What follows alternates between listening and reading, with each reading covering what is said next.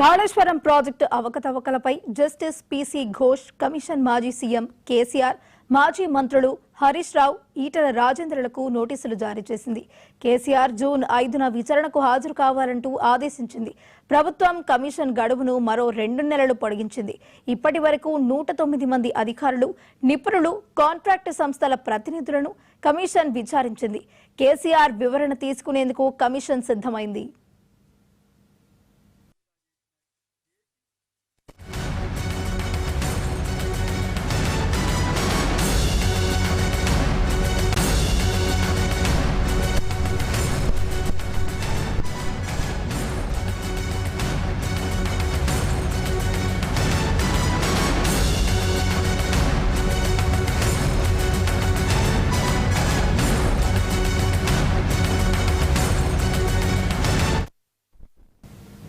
Kaleshwaram project అవకతవకలపై justice PC Ghosh commission మాజీ CM KCR, మాజీ మంత్రులు హరీష్ రావు, అలాగే ఈటెల రాజేందర్లకు నోటీసులు జారీ చేసింది.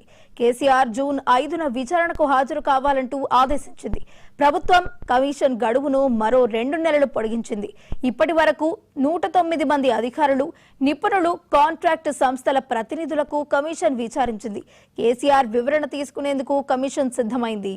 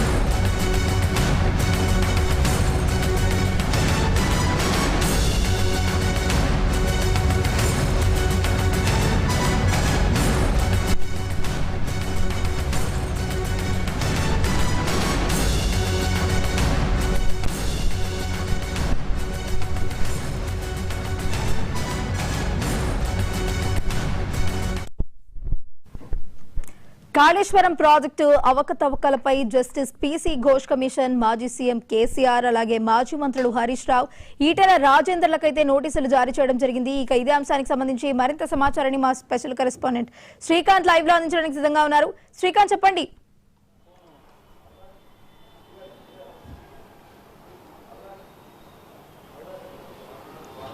మొత్తానికి ఇటు పొలిటికల్ ఇన్వాల్వ్మెంట్ పై ఇటు జస్టిస్ పీసీ ఘోష్ కమిషన్ ఏదైతుందో కాళేశ్వరం దానిపైన విచారణ జరుపుతున్న కాళేశ్వరం కమిషన్ మొత్తానికి ఎట్టకేళ్ళకైతే పొలిటికల్ ఇన్వాల్వ్మెంట్ పై నోటీసులు అయితే జారీ చేసింది. మాజీ ముఖ్యమంత్రి కేసీఆర్, మాజీ ఇరిగేషన్ మినిస్టర్ ఇటు హరీష్ రావుతో పాటు మాజీ ఆర్థిక శాఖ మంత్రి ఈటెల రాజేందర్, వీళ్ళు గత ప్రభుత్వంలో కీలకంగా పనిచేశారు. వీరికి అంటే గతంలో ఏదైతే కాళేశ్వరం ప్రాజెక్టుకు సంబంధించి అన్నారం, సుందిల్లా, మేడిగడ్డ బ్యారేజీలకు సంబంధించి ఇందులో అవకతవకలు జరిగాయి. ప్రాజెక్టు సరైన రీతిలో కట్టలేదు, దీన్ని మెయింటెనెన్స్ సరిగ్గా చేయలేదని చెప్పి ఇటు ప్రభుత్వం కావచ్చు, ఇటు క్యాబినెట్ నిర్ణయం తీసుకోవడం జరిగింది.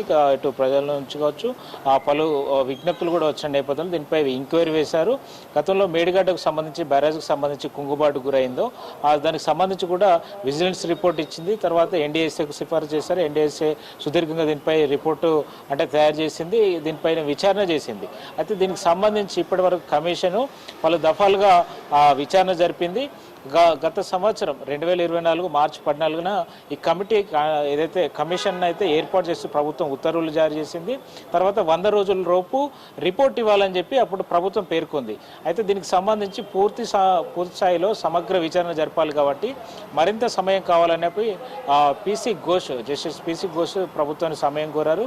తర్వాత 2 నెలల పాటు ప్రభుత్వం గడువు పొడిగించింది. తర్వాత దాదాపు 14 నెలల పాటు అంటే 2 నెలలు నెలలు పొడిగిస్తూ 14 నెలల పాటు ఈ విచారణ సుదీర్ఘంగా కొనసాగింది. అయితే ఇటీవల ఆ కమిషన్ అంటే ఒక కంక్లూజన్కి వచ్చినట్టు త్వరలోనే ప్రభుత్వానికి ఒక నివేదిక ఇవ్వబోతున్నట్టు 400 పేజీల నివేదిక ఆల్రెడీ రూపొందించాం. త్వరలోనే దీన్ని ఇవ్వబోతున్నట్టు కొన్ని వార్తలు వచ్చాయి, సమాచారం బయట స్ప్రెడ్ అయిన నేపథ్యంలో దీనికి సంబంధించి కమిషన్ అంటే డాక్యుమెంటేషన్ ఆధారంగానే రిపోర్ట్ సిద్ధం చేశామని ప్రకటించిన నేపథ్యంలో ఇది ఆల్రెడీ ప్రభుత్వానికి సబ్మిట్ చేయబోతున్నారనేది వచ్చింది. ఎందుకంటే ఇటీవలనే ఎన్డీఏఎస్ఏ రిపోర్టు కోసం ఎదురు చూస్తానని గతంలో కమిషన్ పేర్కొంది. ఇటు ప్రభుత్వం కూడా చెప్పిన నేపథ్యంలో ఎన్డీఏఎస్ఏ రిపోర్టు కూడా ఉంది. అయితే ఇప్పుడు కమిషన్ ఏదైతే ఇవ్వబోతుందో కాళేశ్వరం కమిషన్ రిపోర్టు కూడా త్వరలోనే ఇస్తే దీనిపై క్యాబినెట్లో చర్చించి విచారణ ఒక రకం అంటే చర్యలు తీసుకుంటారనే దాని మీద కూడా ఆసక్తిగా ఉన్న ఈ సమయంలో ఇటు కమిషన్కు నిన్న గడువు పొడిగిస్తూ ప్రభుత్వం తాజాగా ఉత్తర్వులు జారీ చేసింది. నిన్న 2 నెలల పాటు ఈ మే 31తో కమిషన్ గడువు ముగినున్న నేపథ్యంలో ఇటు వచ్చే రైట్ థ్యాంక్ యూ శ్రీకాంత్.